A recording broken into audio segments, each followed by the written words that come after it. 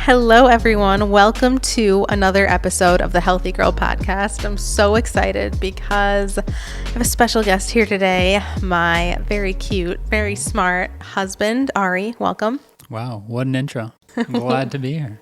Thanks for coming on. We are going to be answering some questions that you all had in my Ask Me Anything. Well, Ari's going to be asking me the questions that you guys asked. You had so many questions about like everything from how to be vegan when you're like in social situations to asking whether it's safe to be vegan in pregnancy, which is like a very controversial topic. And we're also going to talk about something very exciting that just launched this week, which is, Ari? The HealthyGirl Kitchen Cookbook. The HealthyGirl Kitchen Cookbook. I'm so excited. I've been waiting to tell everyone for so long. Don't you feel like it's been forever? It has. I mean, you've been working on it for about 9 months at this point, and, you know, spent a lot of time, a lot of hard work, and it's finally here. I know.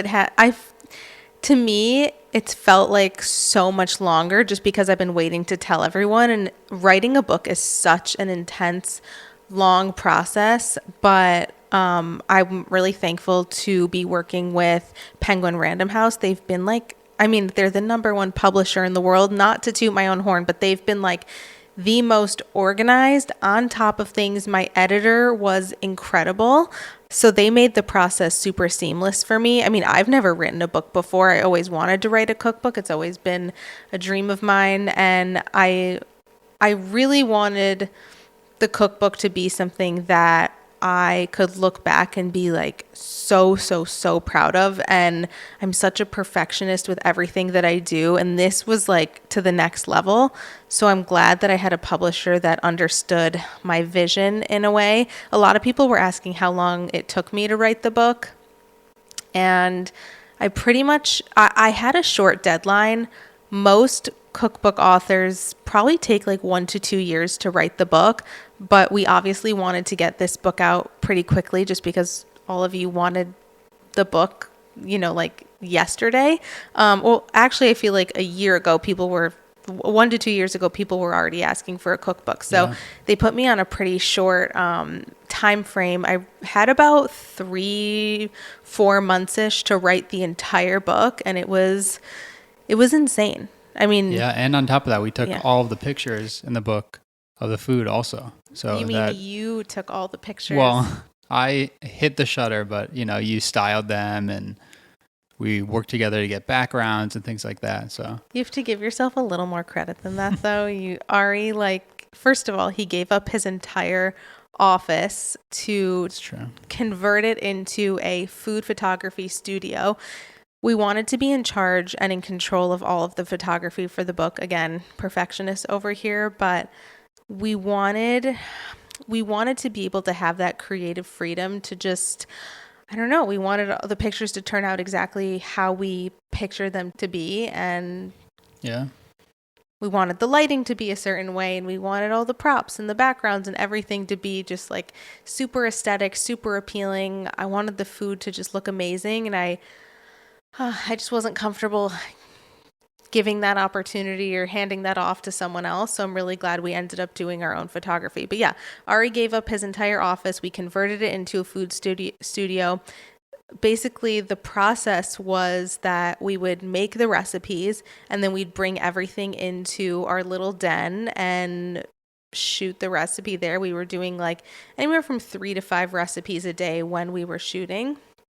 And I think the photography turned out better than I could ever imagine. So thank you, Ari. We have to give him a ton of credit. But yeah, it took about like 3 to 4 months to actually like write the book.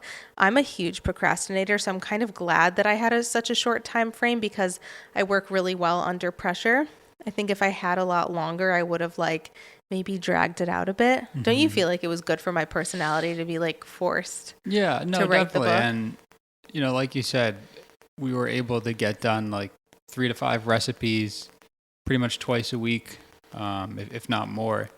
And I think if we had more time, we would have just stretched that out. So, I mean, we're able to do it, so might as well get it done in a short time.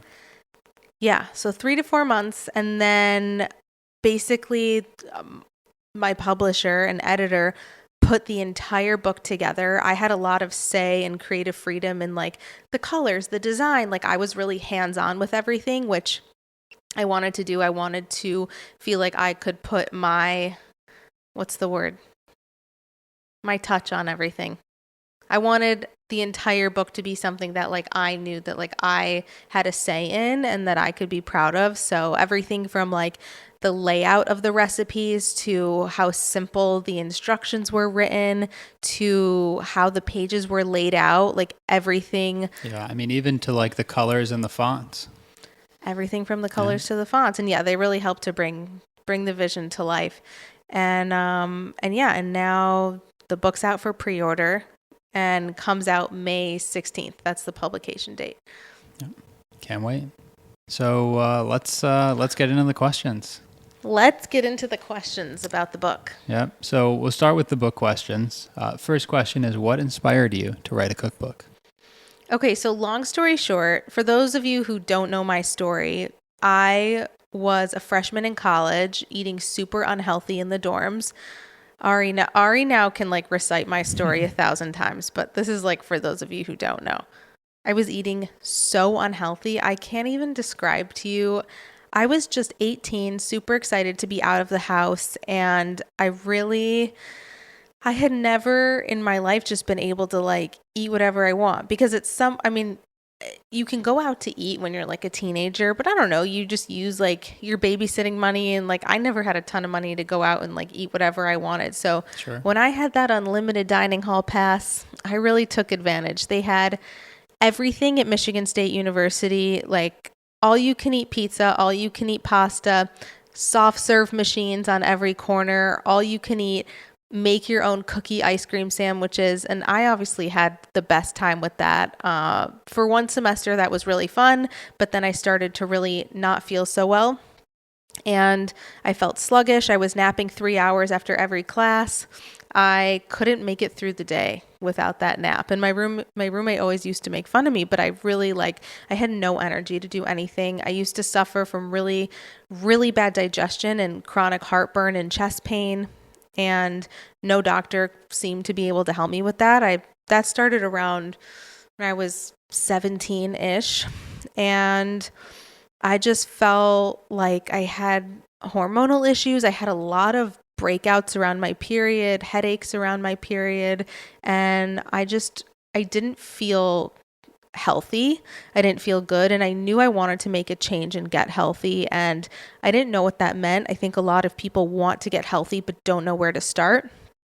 I stumbled across a plant-based diet. I grew up eating meat, dairy, and eggs, and a plant-based diet seemed really foreign to me. I always thought that vegans just smoked weed and ate tofu, and I didn't think that it was possible for me to cut out. I was vegetarian at one point, so like I could cut out meat, but I couldn't imagine cutting out cheese and eggs. Like what psycho person would do that? And even fish, like being Jewish, I love like bagel and lox. That was just like such a staple growing up. Even just having like fish at dinner, I just couldn't imagine cutting it out. But I managed to do it. And after 4 months of eating plant-based, my chronic heartburn went away, never came back. My skin cleared up. I didn't have any more hormonal breakouts. My energy went through the roof. I didn't need to take naps anymore after class. I lost 20 pounds by cutting out meat, dairy, and eggs and focusing on eating whole plant-based foods. And I just felt amazing. And honestly, my eyes were open to how powerful a diet can be. And I knew that I needed to make it my mission to help other people learn how to eat healthy and learn the secrets to creating plant-based meals and eating plant-based meals that are satisfying, healthy, make you feel amazing, but also taste really good. Because I'm a foodie. I love, love, love to eat. And I think that a lot of people are deterred from eating healthy because they think it's going to be boring or bland or restrictive, and it doesn't need to be. So along with that, created my brand, created my social media. That's why I share recipes every day with millions of people. But I really wanted to create this amazing book that people could keep almost as their healthy eating Bible and use it to make their meals throughout the day. The book has everything from breakfast, lunch, dinner, wraps, soups, sandwiches, desserts, sauces, dressings, hosting, everything in between, so that you can really learn the secrets to making the most amazing, healthy, plant-based meals that make you feel amazing, but they also taste really good. So that my own story inspired me to write the cookbook, because I wish I had this book when I first went vegan. So I really wanted to create it with the intention of, and with the mindset of like, what kind of book would I have really liked to have when I first went plant-based. And one of the things that I love about the cookbook is also just how simple all the recipes are. I feel like even so many of the cookbooks that we have bought over the years, they have such obscure ingredients that that you haven't even heard of until you open this cookbook, and the recipes take hours to make. But everything that is in your cookbook is so simple to make that you don't need to be, a culinary expert to make them. Anyone can make them. Yeah, and I think that people maybe have a misconception about me. I think they think that because I'm a food blogger that I like to spend like all day in the kitchen. Not true. I want my breakfast to be either ready when I wake up in the morning, like I go in the fridge and my breakfast is there, or my breakfast needs to take 5 minutes. I want a 10-minute lunch that I can just whip together, and I want dinner to take less than 30. And even though I love cooking, it's like I'm busy. I'm about to be a mother. You're about to be a father. Yep. We're going to be super, super busy, but we both have full-time jobs. We don't have all day to spend making our meals. So I really wrote the book with the busy person in mind, and also with the person in mind who wants simple, simple meals. Like, there are some incredible cookbooks out there that are like written by chefs, meant to be for like a culinary experience to make like, our friends the other day made a recipe that had a 6-hour cook time. And I'm like, I don't have 6 hours to make my meal unless something's like sitting in a crock pot. I don't have that long. So maybe we should say a couple of the recipes that are really easy.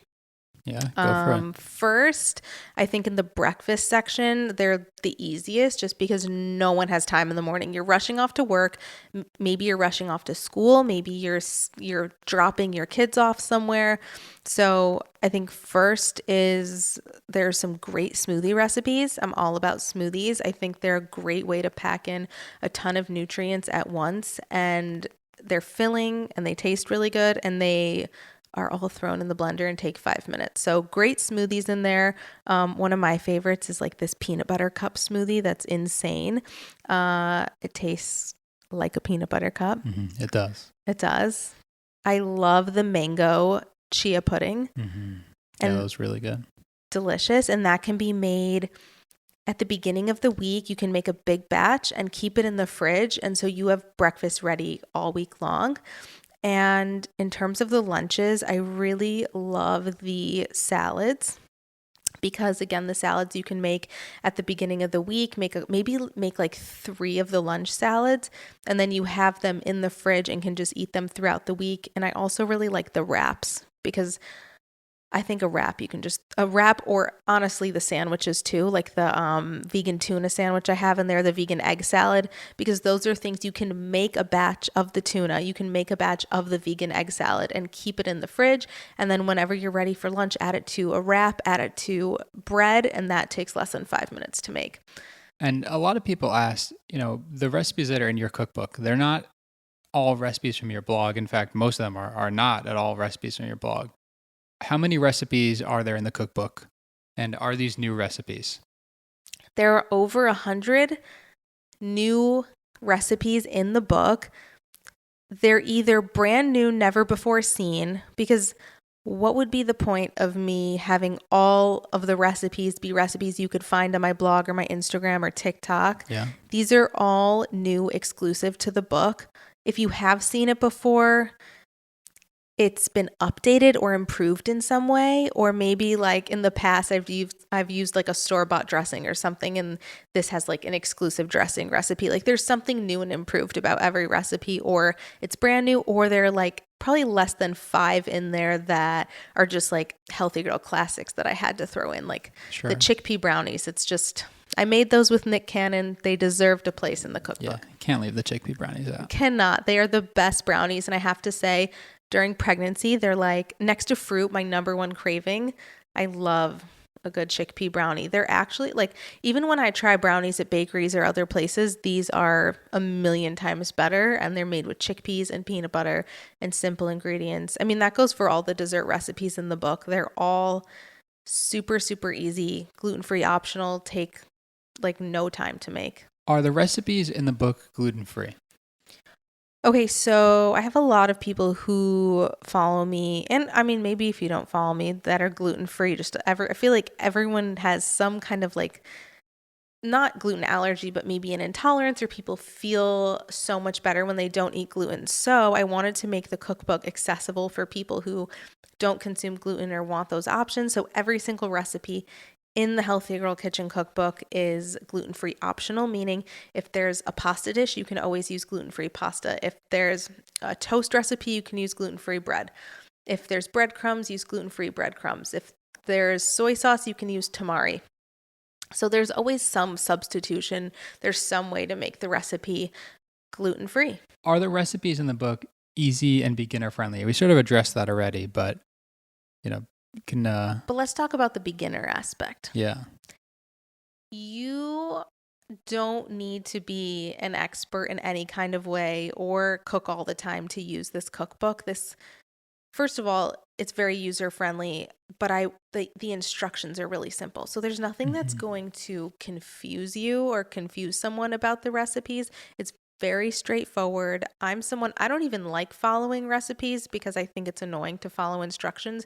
So I wrote all the recipes and wrote all the instructions to be like, honestly, like cooking for dummies. It's super simple. It's almost impossible to mess up. Like, I mean, you'll be boiling pasta, sauteing vegetables, mixing it together with a marinara sauce. Like they're all like very, very, very easy. And if you are someone who's a beginner, this is a great cookbook to start with. Because as I mentioned before, I'm not a chef. So I'm just a girl who likes to cook. So this is written from the perspective of just a home cook. And, you know, I have zero culinary training. I am all self-taught.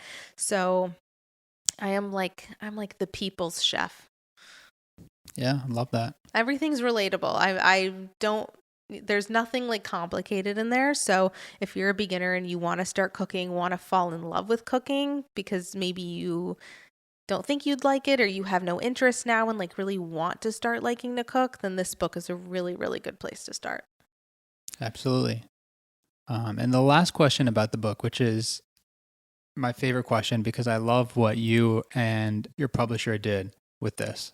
Where can you order the book? How can people find out where to order? So right now, if you go to the link in my Instagram or my TikTok bio, you will find a Genius link, which means that wherever you are in the world, when you click that link, it'll redirect you to exactly where you can find the book in your country.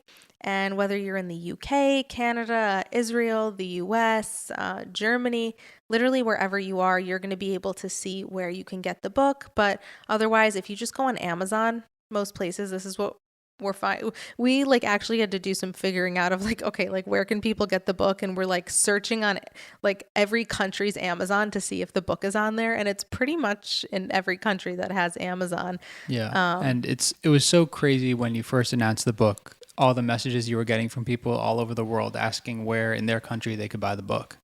So crazy. Healthy Girl is international.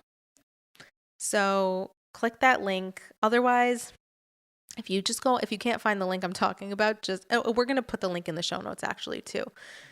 But if you go on Amazon and type in Healthy Girl Kitchen or Danielle Brown, or some countries you have to type in my name and the title of the book to find it. but it's there. Otherwise, Barnes and Noble, Walmart, Target, Books a Million, all there. All right, let's move on to the non-book questions. Okay.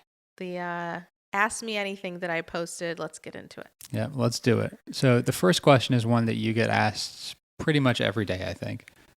Is it safe to be pregnant and vegan? I don't know why there's so much controversy normally about pregnancy. The pregnancy police are out. The second you get pregnant, everyone has advice, everyone has an opinion, everyone wants to tell you what they did when they were pregnant. They have some kind of thought on how you should be going about your pregnancy. Yeah. And first of all, it's no one else's business. If you are pregnant, I really highly suggest having a circle of people you trust to do your consultations with and to ask all your questions. So for me, I have an OB who I really like. She's great. I have a doula. I think if you can afford it and you can find one in your area, hiring a doula is one of the best things that you can do, because they're going to not only support you through your pregnancy and your birth, but they're going to be there to answer any questions that you have. OBs are great, but they're super busy. You can't necessarily just text your OBGYN, or you can't call them whenever you want. So I really have loved having a doula, because I can ask her anything and she's going to provide me an answer without judgment. For example, we were out to eat and I texted my doula and said, is it safe to eat alfalfa sprouts when you're pregnant? I'm at a restaurant right now. I'm at a really clean, nice restaurant. Would it be fine to eat them there? And she's like, you know what? It is a higher risk to eat sprouts at all when you're pregnant, just because of the chance of them having bacteria. So I would skip them. And that, things like that, I ask her all day long. So I would say, just in general for pregnancy, have that circle of people you can trust and try to ignore, everyone else's opinions. Of course, if you ask a friend or ask someone who's pregnant a question yourself, that's great. But if you're receiving unsolicited advice when you're pregnant, it's okay to just say, thanks so much for your input and, do your own thing. So when it comes to being vegan and being pregnant, you can imagine that everyone has a lot to say, because normally people are so concerned when you're not pregnant, whether you're getting enough protein, whether you're getting enough vitamins and minerals, whether you get enough calcium for your bones, if it's safe to not have dairy in general, or if you're going to have some kind of iron deficiency, not eating meat, specifically red meat. So when you're pregnant, that's amplified because people are really concerned about you and your growing child. And I get that it's usually out of the goodness of people's hearts that they just want you to be safe and healthy. But it's a little bit annoying because I know that I'm healthy and I eat a really well-balanced diet, and I'm doing everything I can to eat well and nourish my body and my baby. But it is 100% safe to be vegan and to be pregnant. I would say, though, for any diet, whether you're vegan or not, it needs to be well balanced. Of course, in your first trimester, you're just trying to survive. And, you eat all the carbs you want, eat anything that sounds good. If you just want to eat ice cream your first trimester because you're super nauseous, of course, that's okay. Do what you got to do. But once you start feeling better and you feel like you can start incorporating, normal meals and foods again, it's super important to eat really well balanced, again, whether you're vegan or not. So whatever diet you eat, you make sure you're getting enough protein. So if you're vegan, that would mean making sure you have tofu, tempeh, edamame, beans, lentils, all of those kinds of things at your meals, even adding a protein bar, maybe a protein powder to your smoothie in the morning, making sure you're getting enough healthy fats. So if you're vegan, not vegan, that would mean eating olives, coconut, avocado, olive oil, flax, hemp, chia seeds. And then making sure you're getting complex carbohydrates with a ton of fiber, because when you're pregnant, it's super easy to get constipated. So making sure that you're eating vegetables, fruit, sweet potato, grains, whole grains, again, like beans, chickpeas, lentils, all of those great things. And things like brown rice, quinoa, really healthy carbs, and making sure that your meals are completely well balanced. And if they're well balanced, don't worry, your baby's going to be fine. Anyone should be taking a prenatal, ask your doctor, make sure you're not low in anything. You might need to take an iron supplement, or it just completely depends on the person. But if you eat enough calories and you make sure that your meals are balanced, you can totally be vegan while you're pregnant. Also, I just want to say that baby boy is growing really, really well. Better than well. He is growing ahead of schedule. He looks great. Our anatomy scan went perfectly. Why don't you tell everyone what the ultrasound tech said? We keep quoting this woman because it was so funny. Yeah, in her words, she said he is nothing short of fabulous. He is nothing short of fabulous. Yeah, we maybe were dying. for everyone who's watching this, we'll put the one of the pictures up from the anatomy scan. Yeah, he's super cute. But he's perfect. All of his organs look great. He's growing just as he should. And I've been completely plant-based my entire pregnancy and have been for the past 8 years. So if that's not proof enough, you can totally be vegan when you're pregnant. Yeah. Well, the next question is probably just as controversial. Will you, or I guess we, feed our child vegan food when they're older? This has been probably my number one most asked question whenever I do an Ask Me Anything, is whether we're going to raise our son and our kids to be vegan, which the answer is yes. But I think it's important to explain that we, first and foremost, are ethical vegans, which means that we make the choice to not eat animal products, wear animal products, support places that exploit animals, like somewhere like SeaWorld, because it's a moral choice for us and will be our family one day, and not for, of course, health reasons, but first and foremost, it is an ethical choice. So we're going to raise our family with those morals, and because it is perfectly safe and healthy to raise plant-based children, just like it is perfectly safe to be a plant-based adult, we're raising them with that in mind, knowing it's completely safe. More than safe, it's super, super healthy to feed your kids a plant-based diet. And, teaching them compassion. We both really love animals, and teaching our kids to, have compassion towards other living beings. I just think it's a great thing. And when they are out of the house and when they can make their own decisions, obviously, if they're like a teenager and they go to their friend's house, they can eat whatever I don't know what they're going to be doing at so-and-so's house. They might choose to eat something not vegan. That's not up to me. But when they're in our house, if we're making dinner at home, making food at home, packing their lunch, that's always going to be vegan. Yeah, and I think vegan diets for kids get a bad name from very specific situations. Like there was a story a while ago about a new mom who fed her baby almond milk instead of formula. And, you might have kids who are on like a really restrictive diet where their parents only let them eat like fruits and vegetables. But you can eat, they have vegan candy and vegan ice cream and everything that you can imagine, just vegan versions. Also, growing up, I don't know if it was this way for you, but my mom just decided what we were going to have for dinner. She went to the store. I didn't decide what my mom bought from the grocery store when I was growing up. My mom went shopping. She made dinner every night. She packed my lunch for school. She made me breakfast in the morning. I didn't have a say in what she bought for me or made for me until, in high school, I told her I wanted to be vegetarian and they were fine with that. But growing up, my mom, they had the wallet, so they had the money, so they bought what we ate and we didn't complain about it. And if we didn't like what was for dinner, then that was too bad, and we could maybe make ourselves like a peanut butter and jelly sandwich or eat something else out of the fridge. But whatever she made, whatever she packed, we just ate. Yeah, the same way for me. As you know, my family kept kosher growing up. So my family only bought kosher food, and that's just how it was. And for someone who doesn't know what that means, can you explain? Yeah, so it's a way of eating in Judaism where there's some foods that you don't eat, like pork and shellfish. You're following religious dietary laws. Yeah, it's a religious, That's what it is. Exactly. And, there are foods you don't mix together, like you don't mix meat and dairy together.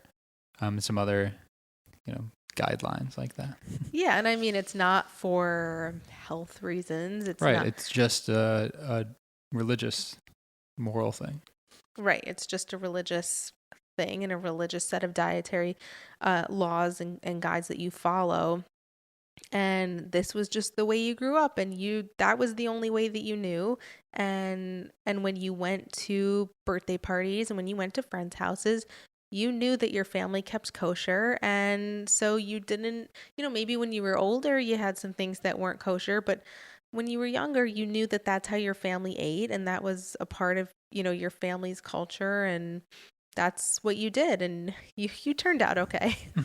Yeah. Grew up in a very loving, amazing house, and your parents always had amazing food and fed you guys well, and you're totally fine. Yeah. So back to talking about sort of misconceptions about a vegan diet. One of them is definitely that eating a vegan diet is a lot more expensive than eating, sort of a traditional standard American diet. Can you share some tips and tricks to make eating vegan more affordable? Yes. So I think there is this overall misconception that eating plant-based is way more expensive, when that couldn't be further from the truth if you're sticking to simple plant-based ingredients. Like if you're sticking to tofu, lentils, beans, whole grains, fruits and vegetables, you are not going to be spending more than if you're a meat eater.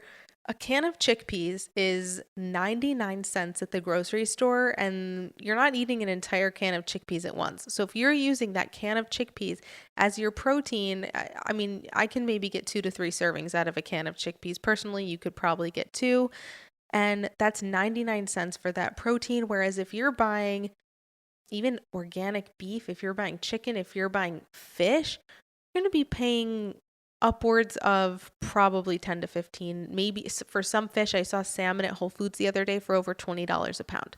Yeah. So, and I mean, like even the Trader Joe's high protein tofu we get, how much is that? it's $1.99. $1.99. It's 70 grams of protein.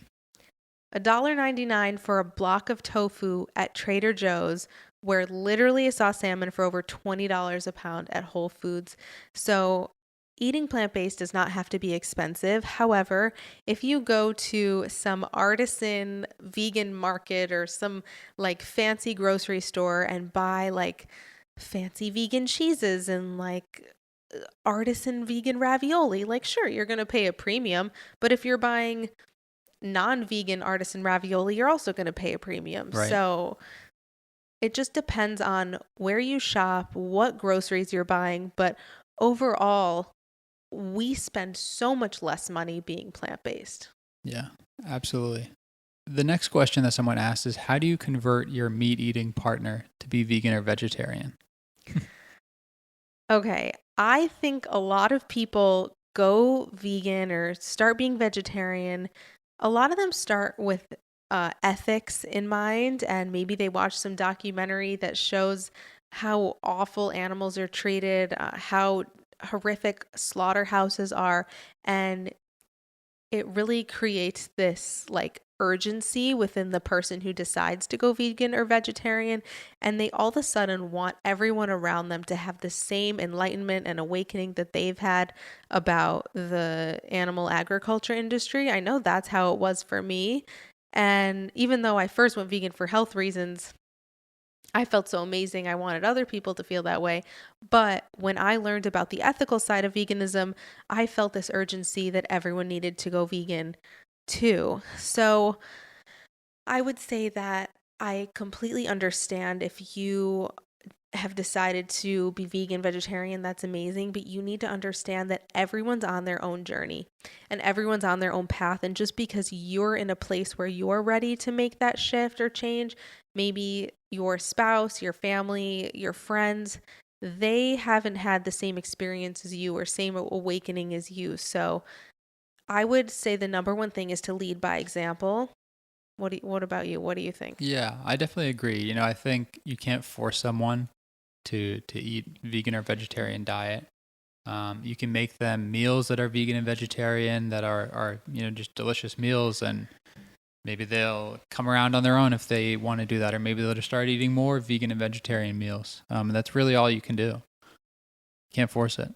You can't force someone to make such a massive lifestyle shift like that, Yeah. because when you are asking or wanting someone to be vegan, you're asking them to change everything about what they're eating, what they're doing. Like, asking someone to change the way they eat 3 or more times a day is a huge ask and a huge change that needs to be gently introduced and can't be forced. So, for example, when I first went vegan, I just never thought that Ari would agree to go vegan, because you were That makes two of us. yeah, you were the biggest meat eater. Yeah. Eating meat, you were paleo. You were eating meat 3 times a day. You'd have your 7-egg omelet for breakfast. You were eating fish, cheese. I mean, you ate all kinds of animal products. So I figured he would never agree to do it. So I never pushed it on him. But I said to him one day, I'm like, can you try to be plant-based for one day? And what did you say? I said no. I thought it was crazy. I thought there was no way. I thought I would die or pass out or something. You're like, well, what am I going to eat if I can't have like my omelet for breakfast and my burger for dinner or whatever? Yeah. You're like, and I've been making this flatbread that has eggs and cheese in it. I don't know, like, what am I going to eat? You're like, no, I can't do it. I can't be plant-based for a day. And I'm like, okay, I kind of brushed it off. And then lo and behold, a couple months later, you decided to just try being plant-based, and you haven't looked back. It's now been about 8 years, and I think you have really embraced a plant-based diet, and you have found what's worked for you. And I think for a lot of men, there's this misconception that you need to have meat to grow big muscles and strong muscles, and that you need animal protein to make gains in the gym, as you guys would say, which is so not true. How many grams of protein do you eat in a day? I eat about 160 grams of protein every day. It's a lot of protein. Yeah. And you get it from a variety of different sources. You're having protein powder and edamame and tofu and seitan, which is like a vegan wheat protein. You have pea protein. You have all these different sources of protein, and you're able to work out, feel great. You're eating plenty. You're eating not only plenty of calories, but you get more than plenty of protein. Yeah. And it's just not an issue for you because you've learned how to make it work for yourself. Yeah, 100%. I mean, everyone needs to find what works for them, and it's taken time, of course, for me to find what works best for me. But I've sort of gotten to the point where it's just easy. So we're both vegan, and it's been 8 years, and we really both haven't looked back. So I would say, if you're struggling to get your partner to be on the same path as you, just do your best by leading by example. Offer to make them dinner and make it a plant-based dinner. Maybe ask them if they'd go to a vegan restaurant with you. I think that would be a great way to get them to open their eyes to eating vegan. Like, find like the best vegan restaurants in your area and bring them there. I think they'll probably be pleasantly surprised. I know when we take people to fully plant-based restaurants that are like amazing and better than, think about Planta. Planta is one of our favorite vegan restaurants. They have locations everywhere. Whenever we brought someone non-vegan, they cannot believe that the food there does not have any animal products in it. Yeah, no, they're always shocked. And I would say just be patient, because it might take a little while for your partner to go vegan. And I think the less you push it, the better. You have to use a little reverse psychology. No one wants to be forced to do anything. I think just gently educating and leading by example is honestly the best method and the best thing that you can do. Yeah, I absolutely agree. The next question that someone asked, they said, what are the best ways to cook tofu? I can't seem to get it down right. Okay. I think first, why don't you start off and tell people about the different types of tofu and each of their purposes? That's a good point. So there's a ton of different kinds of tofu. I think even probably in other countries and other parts of the world, there's way more kinds of tofu that you can find here in a U.S. grocery store. But here you're mostly going to find silken tofu, which is like the softest tofu and is great for uses in desserts. For example, if you're making a vegan pudding, you can use silken tofu actually to be the base of that pudding. And it's actually also really good if you're making homemade miso soup, which is in the cookbook. I have a 5-minute miso soup recipe, But anyway, silken tofu you'll find. Don't buy silken tofu or soft tofu if you're trying to make like a meat substitute, or if you're trying to make like a stir fry or something like that, because it's just going to fall apart and be super soft. I wouldn't even suggest like a medium firm. If you're making some kind of tofu dish where you want it to be hearty and you don't want it to be mushy, the least mushy tofu and best tofu is going to be, it's going to say either high protein on it or baked. I know Trader Joe's has it, Whole Foods, Sprouts, I always see it. Or super firm. Or super firm if you can't find it. Just it'll indicate on there the firmness. Just the most firm possible is the best route you can go if you want it to be hearty. So I would say my favorite way to make tofu, and this is what I would suggest to someone who is maybe having a hard time getting it down or making it right, would be to one, pat it dry, and then two, maybe break it into little pieces, bread it like you would chicken. Like you can dip it in kind of like a batter mixture of flour and water, coat it in breadcrumbs. You can use any breadcrumbs you want. I prefer like whole wheat or gluten-free breadcrumbs, and then spray it with a little olive oil, throw it in your air fryer, crisp it up until golden brown, and it will be some of the best tofu you've ever had. Also, I would suggest adding seasoning in a sauce. Like you can bread it or you can saute it, but then add like barbecue sauce or even like a teriyaki sauce, because just like meat, tofu's just going to soak up whatever flavor or sauce that you add to it. Yeah. What's your favorite way to make tofu? Ooh, it's a good question. I like doing tofu scramble just because honestly it's so easy. You just take high protein tofu, or you can do, just firm tofu if you don't like it as firm. But I like to do high protein tofu. You just break it up into small pieces, put it in a pan, saute it with some spices. You do turmeric, garlic powder, and a little salt. Yeast you can do add? nutritional yeast, yeah. And that's it. You just, saute it for a couple minutes and it's good to go. But you can add veggies too. So if you definitely. I like a veggie scramble personally. Like when I wasn't plant-based, I would always order vegetables in my eggs. So I'd get like spinach, chopped tomatoes, onion, maybe mushrooms. So I would personally, if you want to make it a little more nutritious, you could saute some chopped veggies first, then add your tofu, crumble up the tofu, add your seasoning, make like a veggie tofu scramble. And then if you want, even you could add a little vegan cheese. You could add some cooked diced potatoes in there. Ooh, make a little breakfast hash. I like the way that you're thinking. I might know what we're having for breakfast tomorrow. Yeah, that sounds really good. You could do either sweet potato or regular potato. Yeah.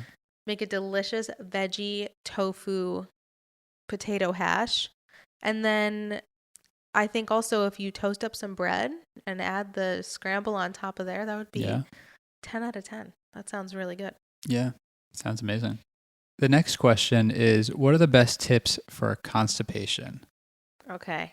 Yeah, something people don't want to talk about. I know, but no one wants to talk about it, but everyone's dealing with it. Yeah. I think constipation is probably one of the most common digestive issues amongst specifically Americans, but I think all over the world. I would say for constipation, one is drinking enough water. It sounds like just like something everyone says for every health issue. It's like, oh, just drink more water. But no, like you need to keep your colon hydrated in order to have regular bowel movements. Your stool gets very hard and very dry if it's not hydrated and has difficulty being eliminated as waste. So I would recommend drinking at least 100 ounces of water a day to keep your colon hydrated and to keep your bowels moving. Second is fiber. Plant foods are the only foods that contain fiber. So animal products like meat, dairy, eggs, fish, there is 0 grams of fiber. So that does not help your stool to move, and that does not help you eliminate waste. So make sure that you're eating fibrous, complex carbohydrates, plant foods, fruit, vegetables, whole grains, things like sweet potato, avocado, greens, roughage, as I'd like to call it. Throw a little kale in your lunch, throw a little spinach in your smoothie, some berries. Berries are super high in fiber. So even just a handful of berries as a snack can help a lot. Yeah. I mean, they say that the recommendations for a woman are like 25 grams of fiber a day. I would suggest getting more than that. I don't think that that's enough. When I've tried doing 25, I still don't feel completely regular. I think at least 35 for women. I think for men, it's a bit more than that. But plant foods, water, movement. So making sure that you're getting an exercise and walking, even just a 10-minute walk in the morning. If you're someone who's genuinely feeling extremely stopped up and constipated, first thing in the morning, drink maybe even some warm water, go on a walk 10 minutes, and it'll help to get your bowels moving. I think also taking a magnesium supplement can really help. So taking, right before you go to bed, take a magnesium supplement. It'll help you to go to the bathroom in the morning. But if you have, if you're doing all those things and still have a problem, I would highly recommend seeing a doctor. Last question that we're going to address today. How do you handle social events with friends who are not vegan? So I just want to say that never let your diet interfere with being social or hanging out with your friends or having social interactions, friendships and hanging out with people like your friends, your family. That is like one of the most important things in life. And do not let your diet affect your social life. Yeah. You can make it work. No diet, no food should ever affect those types of things. And if they are, then maybe you should reevaluate the diet or, come up with some ways where you can not let that interfere. But I would say, one, we always suggest, we ask our friends if they want to go to a vegan restaurant with us, or we'll find, a compromise. Like, let's say a friend suggests a restaurant, we look at the menu and it doesn't have any vegan options. I'll just be honest. I think honesty is the best policy, and just be open. And if these are your real friends, they're going to understand and just, nicely be like, hey, you know what? Like, I'm actually like vegan. And I noticed that this menu doesn't really have many options, but actually I know of this place that's not vegan, but they have some great options. So you have kind of a compromise. You don't need to fully go to a vegan restaurant, but you can go somewhere that has options for you and options for everyone. I think sushi is one of the best places to go because they always have vegan options. Edamame, veggie rolls. A lot of the times they'll do like a tofu stir fry for you. And Indian restaurants almost always have a vegan option.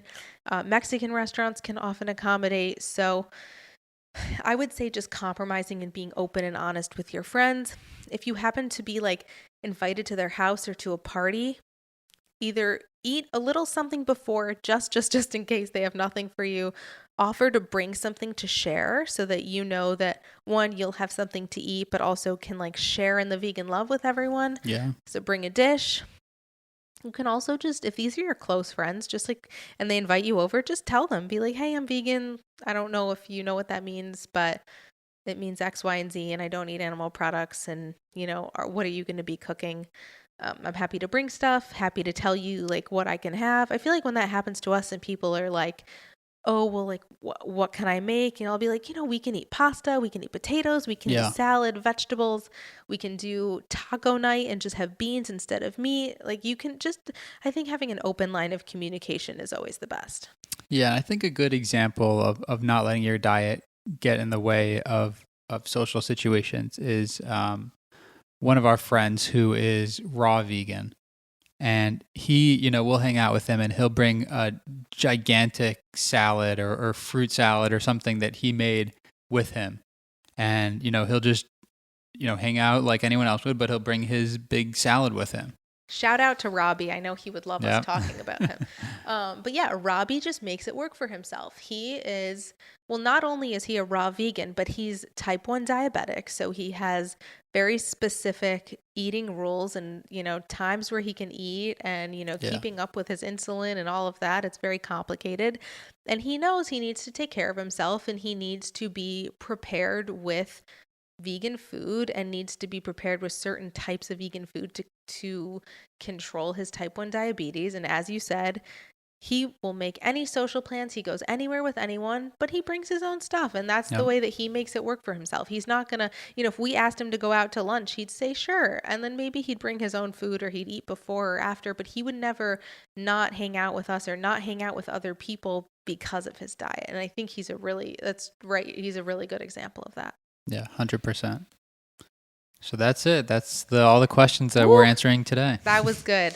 I hope you all enjoyed this episode and that, you learned something, but make sure to, one, pre-order the cookbook if you haven't already. Thank you to everyone who's already pre-ordered. I'm blown away by the sales so far. I just feel like really grateful and really humbled and just so lucky to have such an amazing community that Yeah. supports me. I mean, writing a cookbook was literally a dream. So being supported in that endeavor is just really, really touching. So thank you to everyone who's already pre-ordered. If you haven't, we're going to link that link in the show notes, but pre-ordering, one, ensures that you get the book first in case it sells out or in case there's shipping delays, and make sure that you get the book before anyone else. It also really helps authors to have pre-orders because it helps them get on best-selling lists, which is super, super important. And yeah, that's pretty much it. And make sure to, if you like this podcast, rate, review, subscribe. It would mean the world to me. And other than that, we will see you next week. Yeah, thanks for having me on to be able to question you today. All right, it's been a pleasure.